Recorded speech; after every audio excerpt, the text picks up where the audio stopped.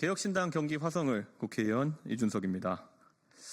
오늘 최근에 젊은 세대 사이에서 아주 많이 회자되고 있는 민주당의 가짜뉴스 때려잡기, 그것의 허상에 대해 가지고 말씀드릴까 합니다.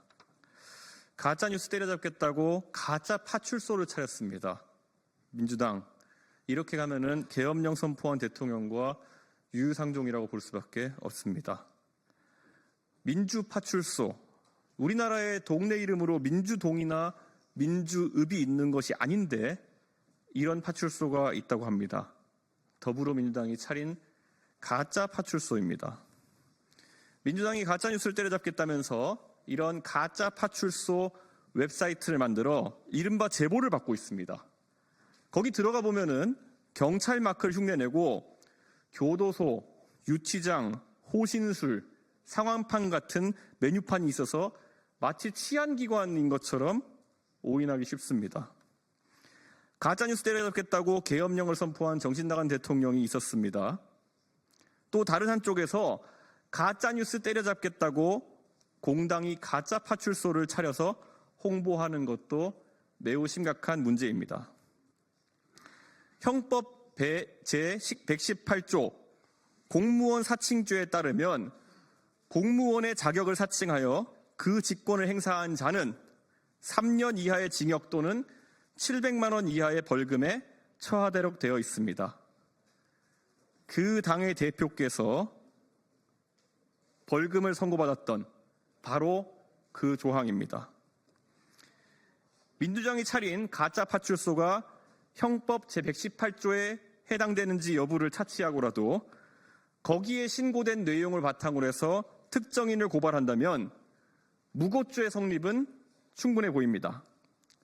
무고죄는 피무고자의 수를 기준으로 판단하므로 민주파출소를 통해 무고하게 고발당한 사람들의 수만큼 무고죄가 성립되며 각 고발 행위가 별개로 이어질 경우 실체적 경합을 통해 가중처벌될 가능성이 있습니다.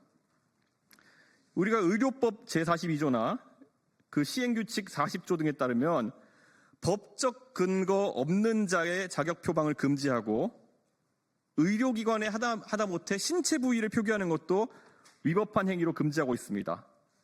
따라서 항문외과가 항문외과로, 척추전문병원이 척추전문병원으로 이름을 바꿔서 운영되는 웃지 못할 일도 벌어지고 있습니다.